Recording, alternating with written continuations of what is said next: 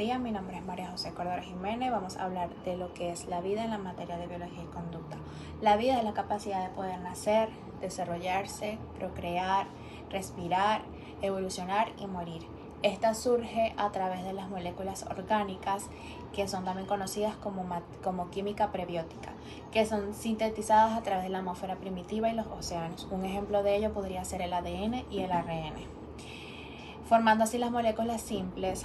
Luego de ellas se forman lo que son las moléculas replicadoras, que estas copian el material genético y los transmiten a los descendientes. Luego estas son protegidas por una membrana celular, protegiendo lo que son el material genético y dejando así fuera del ambiente las protocélulas de una manera distinta. Luego ellas empiezan a desarrollar procesos metabólicos en donde el ADN empieza a ser el material genético y las proteínas empiezan a ser responsables del proceso metabólico, mientras que el ARN empieza a actuar como mensajero. Por último tenemos las células pluricelulares, en donde ellas son conformadas de 2 o más células y tienen una función específica. Un ejemplo de ello podría ser las plantas y los animales. En las plantas podría ser el efecto de la fotosíntesis. Por último tenemos lo que son las teorías del origen de la Tierra, en donde tenemos el creacionismo, donde ellos establecían que todo ser vivo era creado por creación divina. Y tenemos la teoría fisioquímica, en donde está, de cierta manera, al combinarse la atmósfera con factores externos, en este caso las temperaturas altas, formaban lo que eran las moléculas orgánicas complejas, en este caso los seres vivos. Muchas gracias. El origen de la vida en nuestro planeta es un fenómeno fascinante que ha intrigado a científicos durante siglos. Y sí es cierto que dichas teorías son solo algunas de las propuestas para explicar el origen de la vida, las investigaciones científicas sobre este tema siguen en curso. Mi nombre es Paola Colombo y juntos ahorita investigaremos 3 teorías sobre el origen de la vida. Pero primero hablemos un poco sobre a qué se refiere el origen de la vida. Esto se refiere al proceso o conjunto de eventos mediante los cuales surgió la primera forma de vida en la Tierra. Es uno de los mayores misterios de la ciencia y ha sido objeto de investigación y especulación durante siglos. Aunque no se ha llegado a una conclusión definitiva, existen varias teorías y líneas de investigación que intentan explicar cómo pudo haber surgido la vida en un principio. Como primer ejemplo tenemos la teoría de la generación espontánea. Y esta teoría sugiere que la vida puede surgir espontáneamente a partir de materia inanimada o de materia no viva. En otras palabras, creía que organismos complejos pueden formarse directamente a partir de sustancias inorgánicas. Por ejemplo, se creía que los insectos se originaban a partir de alimentos en descomposición. Sin embargo, esta teoría fue refutada mediante experimentos científicos que demostraron que los organismos vivos provienen de organismos preexistentes, como el experimento de Francesco Redi. Por otro lado, tenemos la teoría de la panspermia. Esta teoría plantea que la vida en la Tierra pudo haber sido sembrada por microorganismos o material genético proveniente del espacio exterior. Según esta teoría, los organismos podrían haber llegado a nuestro planeta a través de meteoritos, asteroides u otros cuerpos celestes. Y esto implica que la vida no se habría originado en la Tierra, sino que habría sido traída desde otro lugar hasta el universo. Por último, tenemos la teoría heterotrófica. Esta teoría sostiene que los primeros organismos vivos se originaron a partir de moléculas orgánicas preexistentes que se encontraban en la Tierra primitiva. Según esta teoría, las moléculas orgánicas simples se combinaron para formar moléculas más complejas como proteínas y ácidos nucleicos que son fundamentales para la vida. Estas moléculas se habrían formado en condiciones primordiales como la presencia de una atmósfera rica en gases como metano, amoníaco, agua, energía, radiación solar o las descargas eléctricas. Muchas gracias. Soy León y voy a hablar sobre la clasificación taxonómica de las especies. Carlos Linneo en 1700 fue el primero en organizar y clasificar las especies de una forma jerárquica, de la siguiente manera: especie, género, familia, orden, clase, filo y reino.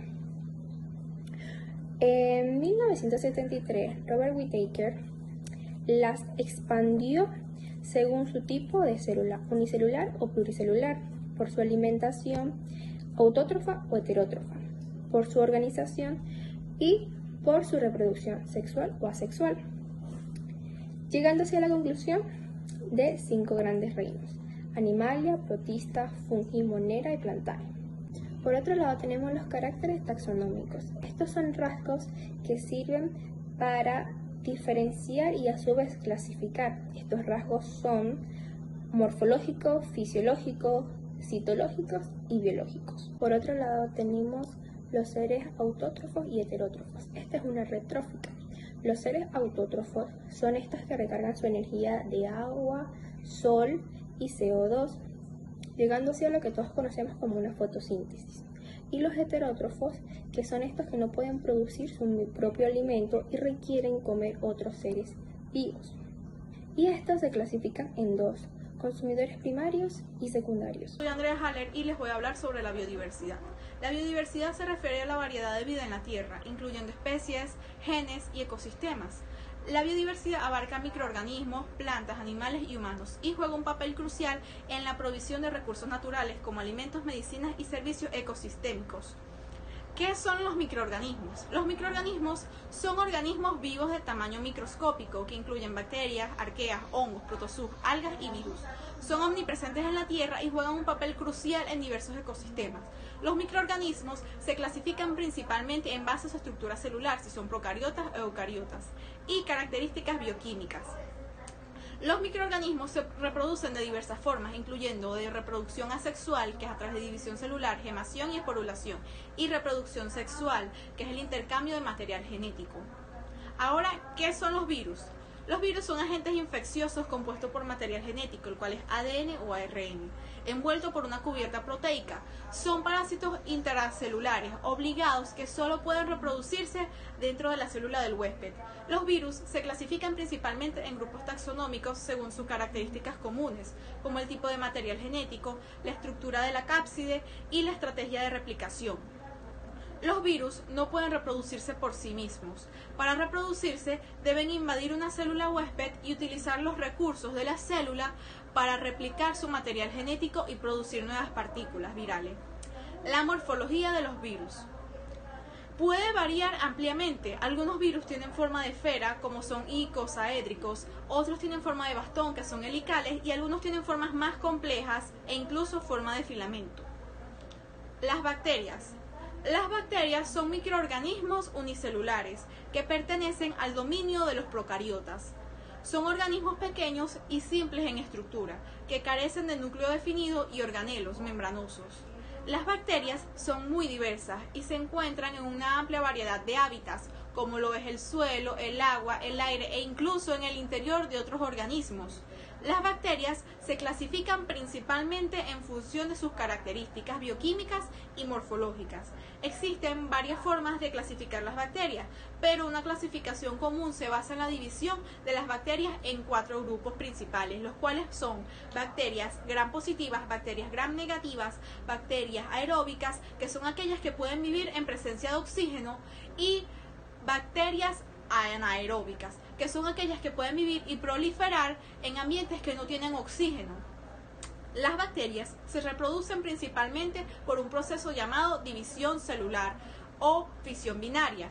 Este proceso implica la duplicación del material genético bacteriano y la posterior separación de las células hijas. La división celular bacteriana es un proceso rápido y eficiente, lo que permite que las bacterias se reproduzcan y se multipliquen en grandes cantidades en un corto periodo de tiempo. Además, la reproducción por fisión binaria, algunas bacterias también pueden realizar otros tipos de reproducción, como la formación de esporas o la transferencia de material genético a través de la conjugación bacteriana.